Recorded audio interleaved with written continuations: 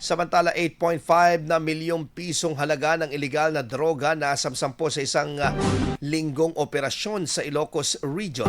Para sa detalye ng balitang yan, kasama natin Idol Joanna De Vera. 104.7 IFM Report.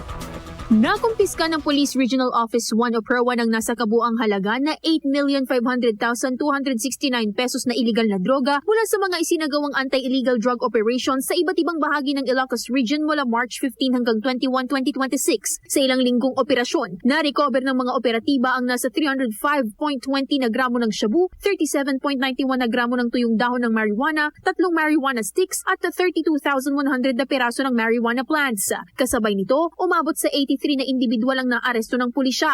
Binigyang diin ng pulisya na nananatiling pangunahing prioridad ang tuluyang pag-aalis ng illegal na droga sa mga komunidad dahil sa malawak nitong pinsala sa kapayapaan, kaayusan at kinabukasan ng mamamayan. Kasama mula rito sa IFM Dagupan, ito si Idol Joanna De Vera, Tatak IFM.